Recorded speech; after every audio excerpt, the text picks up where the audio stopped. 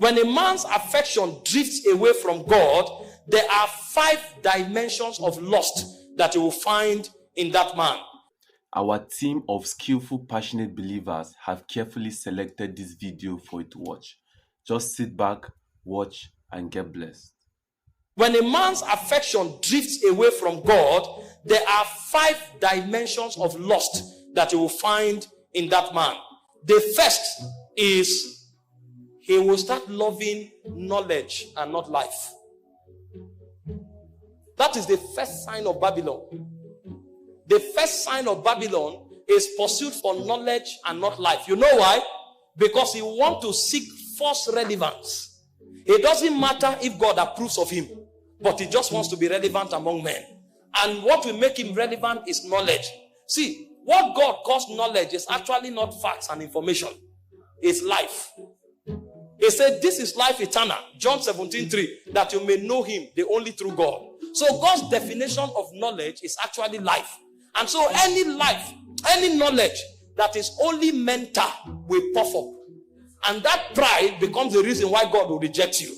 But when knowledge becomes about life, knows that affection is about God. There are many who listen to message because they want to hear something to preach. There are many who read the Bible because they want a new verse to preach. But when you find a man who loves God, he opens the scripture to find God. And so his pursuit is not knowledge. His pursuit is life. If you discover that your pursuit now is about knowing so many things and so much, and not necessarily about growing in intimacy with God, know that your affection has been compromised. Because God is not giving knowledge apart from himself. God is actually pouring forth himself. It is the issuing of God into you that becomes the light in your life. He said the life is the light of men. So knowledge is supposed to spiral out of life. And so any man who pursues life will have knowledge. But it's possible to pursue knowledge and be void of life. This is why people who don't have affection for God, they are just curious about everything. They are everywhere seeking relevance and not in God's presence. When a man is pursuing life, know that his affection is still pure. The second thing that happens to you if your love for God is compromised is you begin to love money. And all of these things are born out of the insufficiencies and the vacuums of the soul. Because you know that what completes you is no longer there. So you are looking for something else to complete you. And so you know that money has purchasing power. And so you want to have a lot of money in order to buy a lot of things to satisfy the vacuum of your soul. And so the Bible said in 1 Timothy chapter 6 verse 10, it said the love of money is the root of all evil. And men whose affection have been compromised, they spend all their life pursuing money. They can work 3 shifts in a day in order to have money, but they cannot stay in God's presence for 30 minutes. And what I'm saying here may not make sense to you. Go to Europe. You'll be shocked. Many people left this country that they are going to start church or they are going to work in church. After 6 months, they didn't see them in church again. And there are many pastors who started church, but they discovered it's on Sunday morning that sales are higher. So they closed church down and started selling food stuff. So you come to England, you'll see Nigerian food product. Most of them were pastors. They went to England as missionaries, but now they sell Oporoko on Sunday morning. Because every Nigerian is driving 3 hours to buy one Oporoko to add to his soup. So the guy substitutes Jesus Christ for Oporoko. And you now see the agenda of God dying, because men choose money over God. The third thing that happens to your affection, if it is compromised, is that you become a lover of pleasure. 2 Timothy chapter 3 verse 4, when it was giving us the signs of the end time, it said men shall be lovers of pleasure. Lovers of pleasure. They can sit in the football studio from morning to evening. There's nothing wrong in watching football. There's nothing wrong in supporting a club. Once in a while you watch it, it helps you to relax. Nothing wrong. But if you will spend all your life, you watch football, you finish watching, you argue football, and you talk football as if football has become the gospel, then something has gone wrong. Pleasure.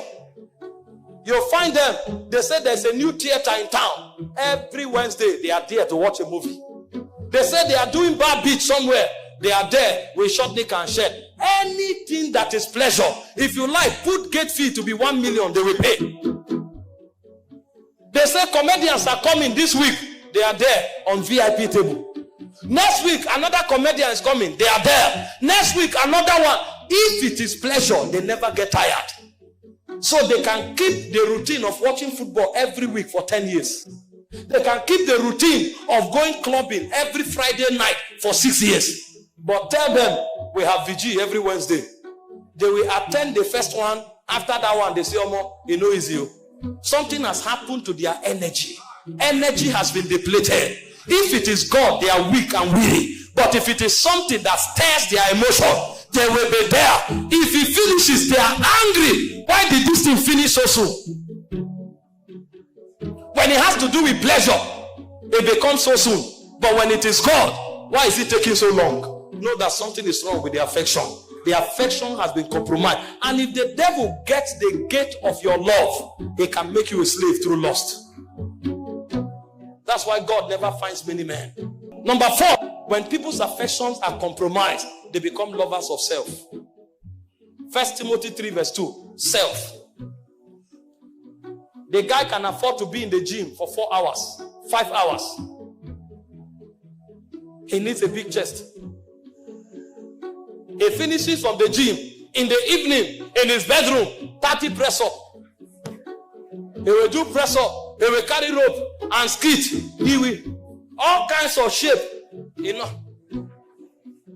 There's nothing wrong with gymming. There's nothing even wrong in having a good look. Don't get me wrong. It is healthy. There are those who gym for health. There are those who gym to appear good. All of that is wonderful. But if gymming takes the time of prayer, and if you spend more time to gym than to read the word of God or pray, something is wrong. It means you are a lover of self. A lady can sit down every 2 weeks for 7 hours to make million braids. That they call it million braids. Are you not afraid? She can sit down for 3 days and make her hair. Lose it in 7 days. Make another one. She will never complain that she's tired sitting. So long as they are making her hair. And again, there's nothing wrong in looking beautiful by making your hair. But the question is, how many hours can you sit in God's presence? How many hours? If it has to improve your look, you can spend a whole week there. No problem. But if it has to improve your spirit, you become tired. The Bible said, bodily exercise profits. It's not against it. But it says it profits little. Because compared to God's operation, that is little. No matter what you derive from it, be it health, be it fitness, be it good look, it said all of that is little. It said, but godliness, it profited much, both in this life and in the life that is to come. And so while you are building yourself in the physical, make sure you don't spend more resources, more time, and more energy to build your physical self than your spiritual self. Because if you spend more time, more energy, and more resources to build your physical self, it means you are a lover of self. Number 5 are those who love the world. He said, love not the world, neither the things that are in the world. He said, they that love the world, the love of God is not in them. 1 John 2:15-16. In James chapter 4 verse 4, he said, you adulterers and adulteresses. He said, know yet not that friendship with the world is enmity with God. He said, he that loveth the world is an enemy of God. And what is in the world? The lust of the eyes, the lust of the flesh, and the pride of life. He said, they that do these things, they will perish. He said, but him that loveth God, he said, he abideth forever. You want to be God's man, you must spend time to sanitize your emotion. This is why some of us who know that loving God means something to us, we don't see everything. We don't watch everything. We don't hear everything. Because man is spontaneous. What you feed yourself with is what you become. I know that I have many tendencies that if I walk on, can turn me to an alien to God's government. And so what I do is I withdraw. He said, come out from among them. Once in a while, I can watch football if I'm tired, but I'm not a fanatic. Because I know from fanaticism, it can lead to insult. It can lead to animosity. It can lead to violence. And so, because I am not better than those who entered violence, I avoid fanaticism. Because it will be pride for you to think you are better than the guy who became a fanatic and started making trouble because of football and became violent. There is a state he has allowed his soul to get to. That's why he's violent. Any one of us can be violent if we allow our soul to enter that state. And so in order not to enter that state, I avoid fanaticism. I know that my spirit cannot bear the weight of certain level of moral decadence. That's why I don't go clubbing. They say if you go, you will relax. I don't need that kind of relaxation. If I want to relax, I sleep in my room. My nerves will calm down. Even WHO tells that sleep is a good form of relaxation. I don't have to sit on a bottle of beer to relax. Somebody say, there's nothing wrong in drinking alcohol. I don't know the state that will make me drunk. It can be just one glass. And because I know that drunkenness is a sin and drunkenness can lead to foolishness, the best thing for me to do as a priest is to avoid it. Because priests don't take alcohol. If I need to be excited, if I need to be rejuvenated, there's another technology of drunkenness. They say, be not drunk with wine wherein is excess, but be filled with the Spirit, speaking to yourself in psalm, in hymns, in spiritual song, making melody in your heart to the Lord. And so instead of taking alcohol, I rather take tongues.